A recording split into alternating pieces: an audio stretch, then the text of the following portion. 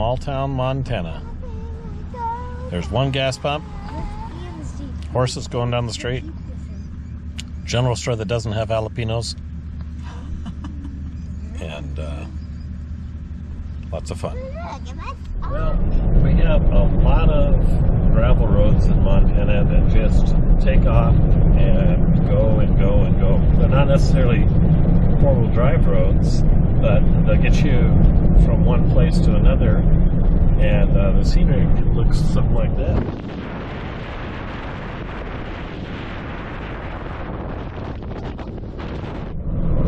Now there's mixtures of private land, BLM land, wildlife refuges, all different types of things that you go through on this stuff. And eventually we'll be in the forest again, but just out enjoying, I guess you'd say, the different hillsides, countrysides.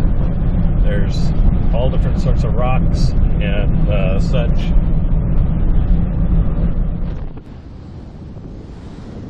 And just like that, the terrain changes again.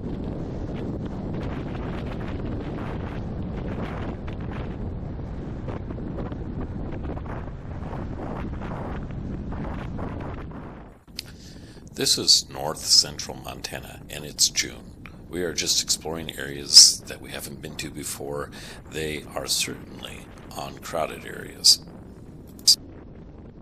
See what I mean? Montana's just beautiful.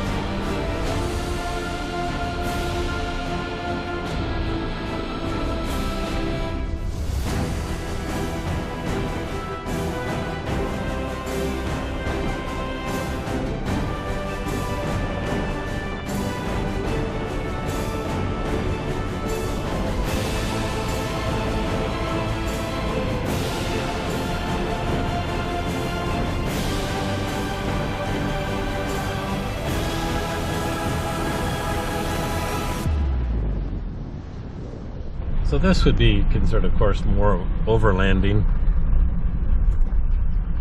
than actual four-wheel driving, but it's still cool. You should know there are 3 million miles of dirt and gravel roads in Montana, maybe a little more than that. And we only have 73,500 paved roads. How many miles of this sort of road have we driven in our lives, Catherine? Many, many, many, many. Yeah, this is something we've done no matter where we've lived in the state, is just go out and drive the dirt roads, the gravel roads, and see where they go, and you just get amazed.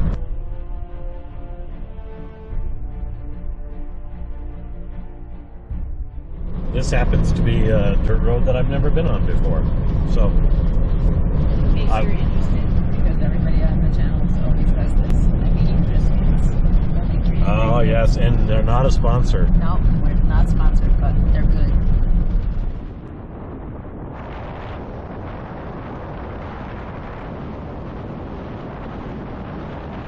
If you're going to overland this sort of country in Montana, you got to look at your maps really good to see where you're going to stop and camp, because you can have 50 miles of private land with no place to camp. So it's one of the things, you always have to find those little places of BLM land or Forest Service or game reserve or something that is out there that allows camping, so you can string it together. So but the scenery is on parallel, and the traffic is pretty much nil. So there's that. This is what is known as the front. It is 100 miles of prairie meeting the Rocky Mountains. Behind these mountains lies the Bob Marshall Wilderness Area, and on the other side is vastly farmland on either side, beautiful farmland on either side of this area. The Bob Marshalls are pretty inaccessible on foot. Most of the trails, if you want to go in there, you're talking 12 or 14 miles before you get to your first lake. It's mostly a horseback country for those who travel in there, and it's a very remote area. When you camp along the front, then you're camping right on the edge where these two systems meet. You have on one side mountains all the way up to alpine zone, and on the other side prairies and meadows and streams and lakes.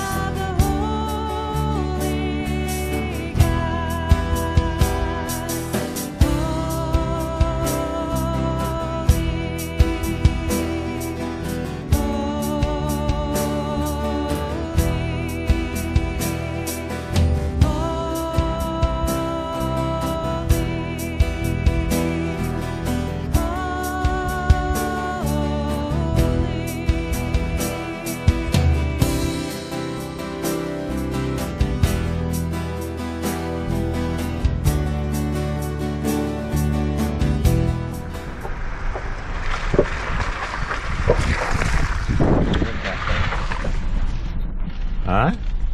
It's pretty.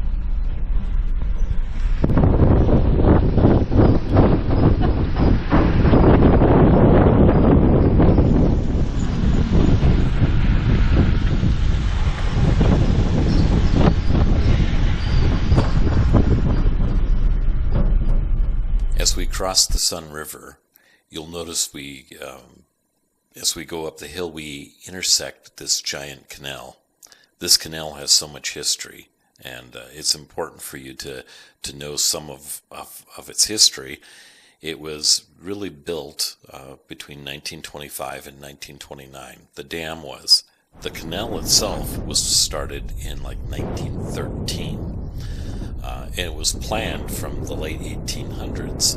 So this project went from the impossible to the possible over the course of probably 3 decades. When the Gibson Dam was completed, it's 199 feet high, it's 960 feet wide, and it holds 99,000 acre-feet of water behind. The man who was in charge of the project, the superintendent, he ended up actually dying at the site, along with many other men who died building this dam in this canal. He died when a man fell from a teller and struck him, killing both men. And it was just months from complete. So even the man who designed and worked on this dam never actually got to see it finished.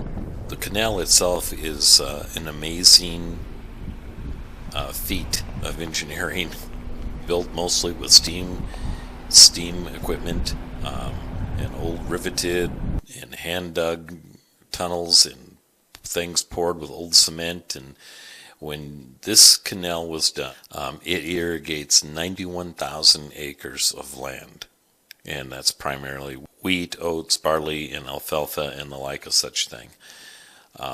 It can flow 1,600 cubic feet of water per second. So just kind of put that in your hopper and think about how much water that is that's moving through this canal. As you're driving along the canal walls, you'll notice the wall goes down on one side 30 or so feet, and the bubbling deep canal is on your left side. You don't want to drive into this thing. They probably would not recover you or your precious vehicle. There are 2 tunnels along the route, the 39-mile canal.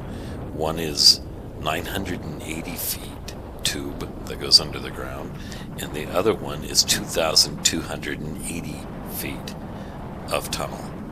And as we are moving along we are going to what is known as Tunnel Lake. It's at the bottom side of one of these tunnels, and that's where we're going to be camped for some of our adventure in this area.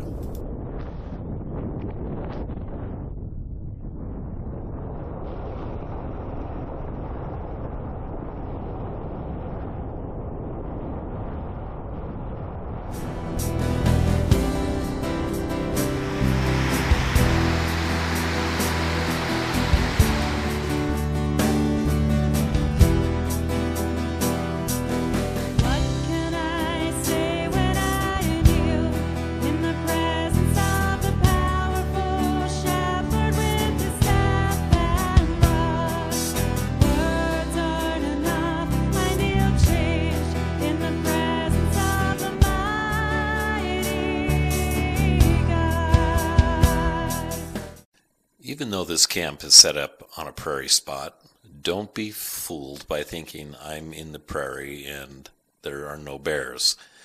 The Montana quote-unquote prairie bear, which is just a grizzly bear that has decided to move out of the mountains due to the overpopulation in the wilderness areas. Some bears are forced out into populated areas where people are.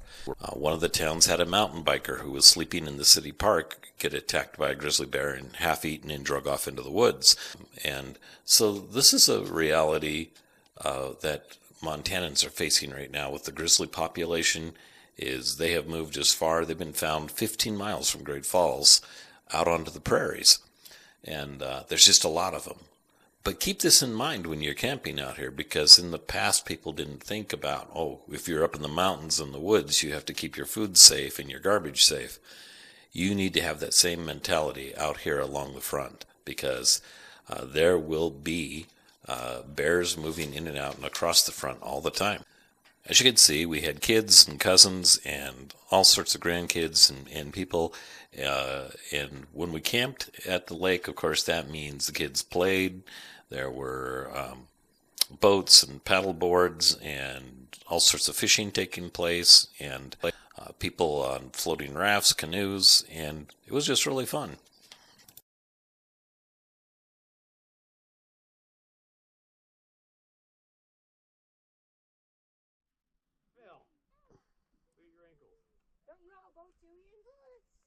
I didn't bring it. Why? I just bought the one. Alright. Yeah, pretty much.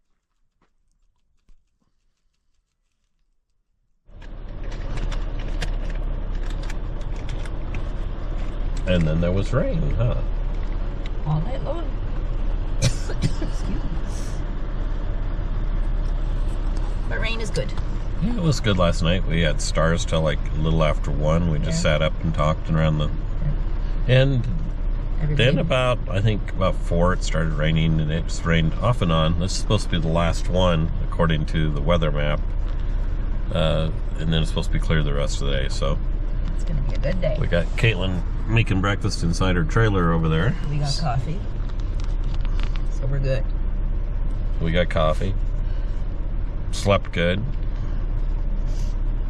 And morning at a prairie lake, I guess. After a kind of rainy night on our next day, we took off for Gibson Dam after breakfast and after it kind of cleared up, and we went to the overlook to look down at the water that is behind it, this 99,000 cubic acres, so acre feet or however they said it. It's just a lot of water.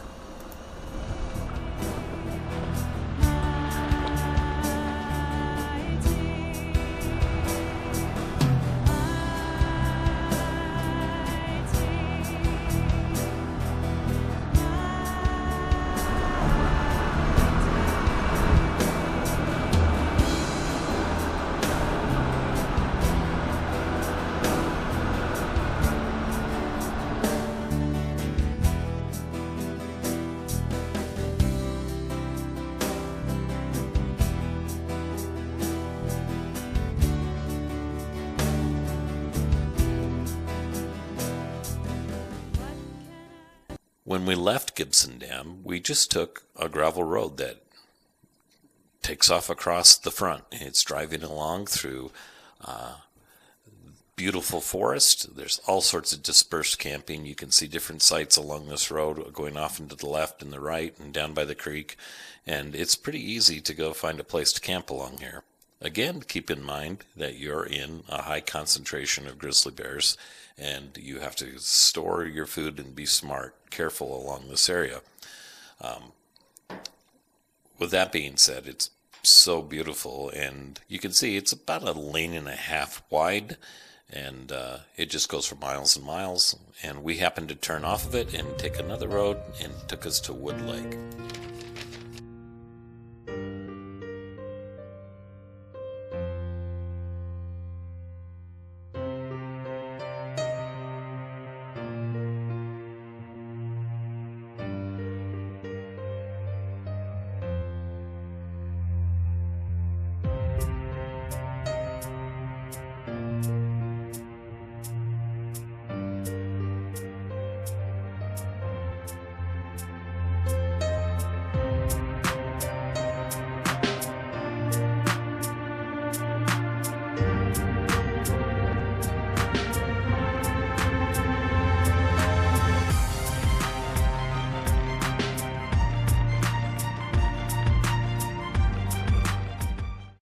Wood Lake was beautiful. There were tadpoles. There were flowers for Catherine to take a picture of. There was toads. There was, again, paddle boarding and all of that, swimming. And the kids all had a great time. Great place for us to eat a lunch. And then we went back to our camp at Tunnel Lake.